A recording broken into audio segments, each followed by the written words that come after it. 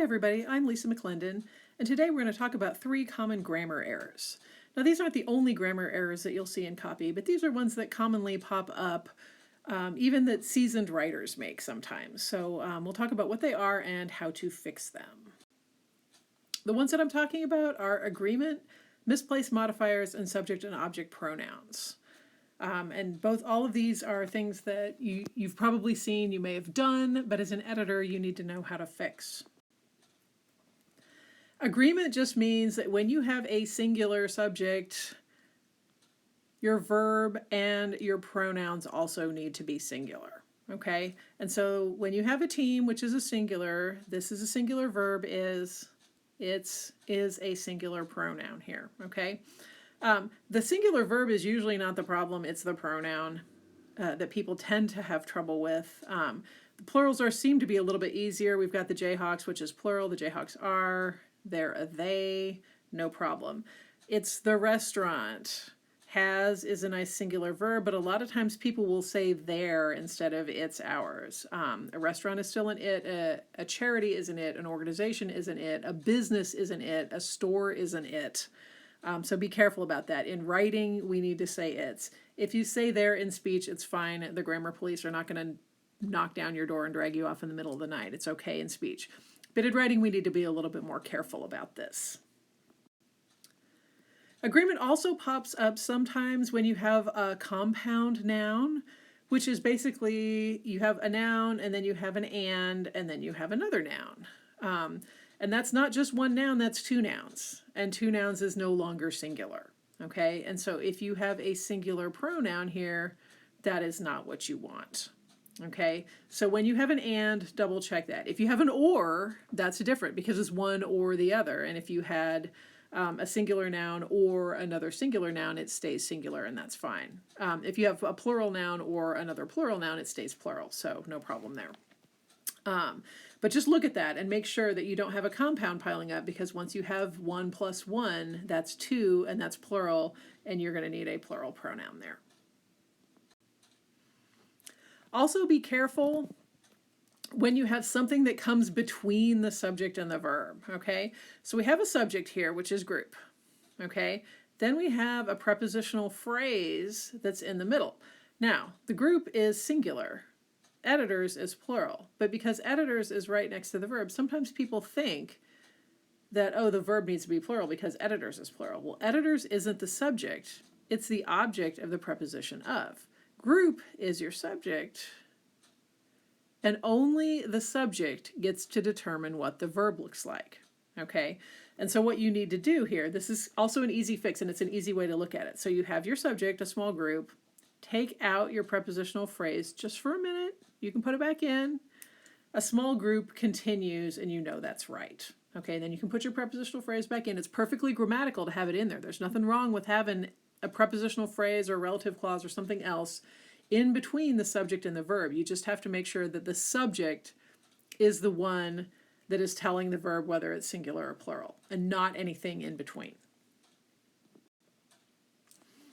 All right, misplaced modifiers. These are phrases, usually they're participial phrases or prepositional phrases. And when they're misplaced, they're not next to what they're modifying, okay? Which means that you've got it in the sentence somewhere, but it's not really the place where it needs to be because it's not sticking to the thing that it goes with, and it's misleading people. Like this example here. Okay, some small, some large residents have converged at the rallies. Well, they meant that some of the rallies are small and some of the rallies are large. But what this means, the way they've written it, is that some of the residents are small and some of the residents are large, okay? Now, this is one where, you know, we can have a little bit of a laugh and maybe figure out, okay, wait, maybe they really did mean that to go with rallies, so maybe it's not super confusing. But again, if you're making somebody kind of come out of the copy because they're distracted by something, this isn't good. Because if they come out of the copy, they may just leave. All right, if they're stopping to laugh, if they're stopping because they're confused, that's not a good thing. You don't want that. And so you need to move this near where it belongs so it's not confusing to the reader. So you could say something like residents have converged at the rallies, comma, some small, some large, comma, to voice their frustration, blah, blah, blah. Sometimes you need to reword it a little bit. You need to change the wording around a little bit. You could say something converged at the rallies, comma, which ranged in size from very small to large or something like that. You could say that if you wanted to. But what you need to do is you need to get that modifying phrase next to what it goes with. Here's a couple more examples for you. These are both from actual news stories.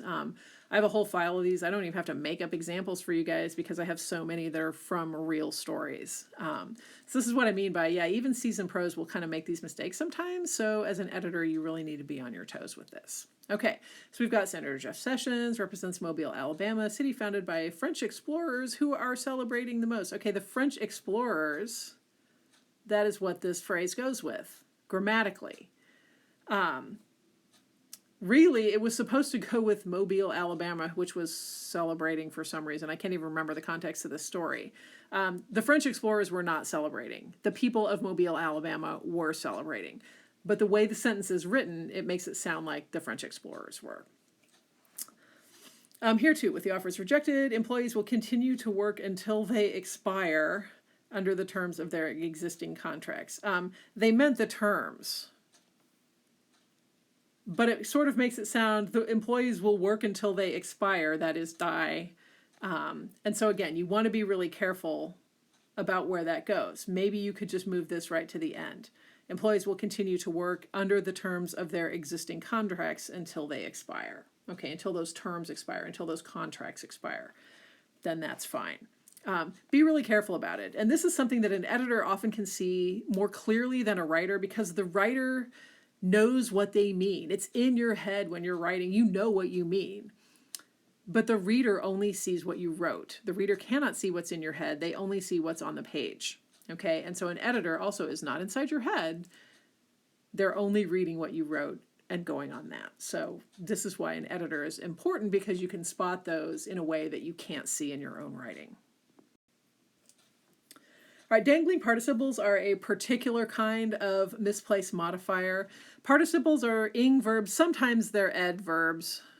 If it's a past passive participle, it'll be an ed.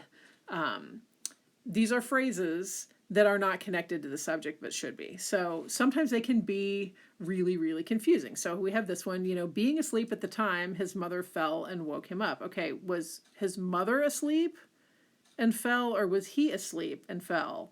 We don't know. We can't tell. Grammatically, it's the mother. We know, though, that he was asleep because he woke up. So what is this sentence really trying to say? This is ambiguous. This is confusing. So whatever you're trying to convey, it's not getting through to the reader here.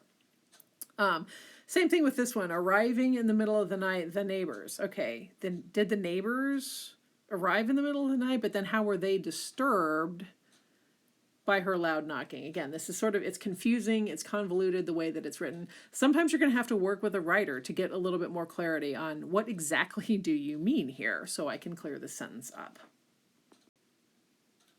All right, the last one that we're going to talk about is subject and object pronouns.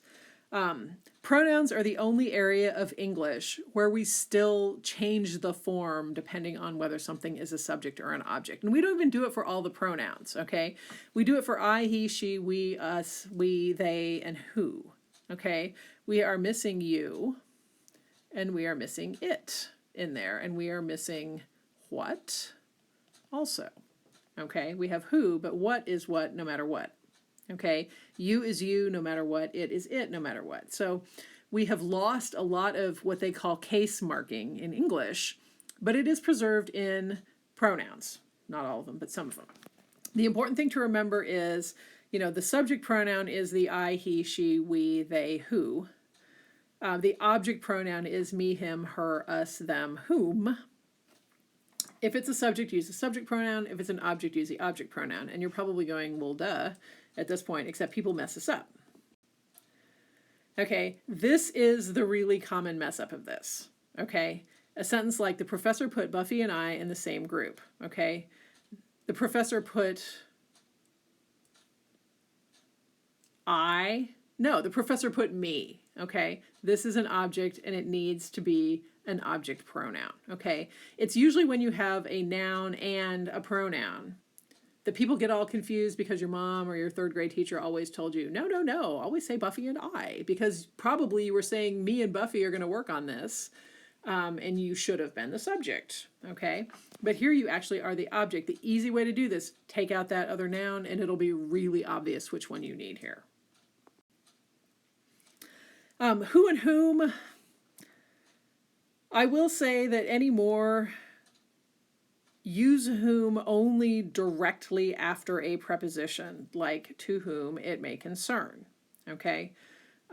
When you're asking a question, who's there, who did you give it to, who did you see at the park today, that kind of thing, technically those should be whom's. Anymore, that is sort of dropping away, just kind of like the case marking in it and you and what has dropped away. It's not finished yet, but it's really getting there. And so I always tell people, when in doubt, go with who, okay?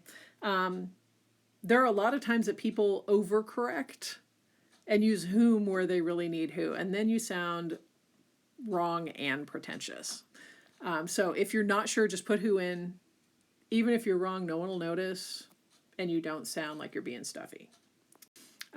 Here's some examples. If you really want to use whom correctly, that's fine. Substitute here him to determine. If it's him, you use whom. They both have an M. That's an easy way to remember it. But watch out for that overcorrection here. So this first example here, Jacob Jenkins, who or whom. I've seen so many whom police says. Police say him was leading a drug ring. No, police say he was leading a drug ring. So you want who here. Okay. Please make sure this report gets to whomever needs it. People say that. Okay. He needs it or him needs it. He needs it. So whoever needs it. And you're going, wait a minute, this is a preposition here. Doesn't the preposition take an object? Very good. Yes, a preposition does take an object, except sometimes a whole clause can serve as the object of a preposition. And a whole clause means you have a subject and a verb, and this is the subject of your verb here. It's the subject of this clause, so you still need the subject pronoun.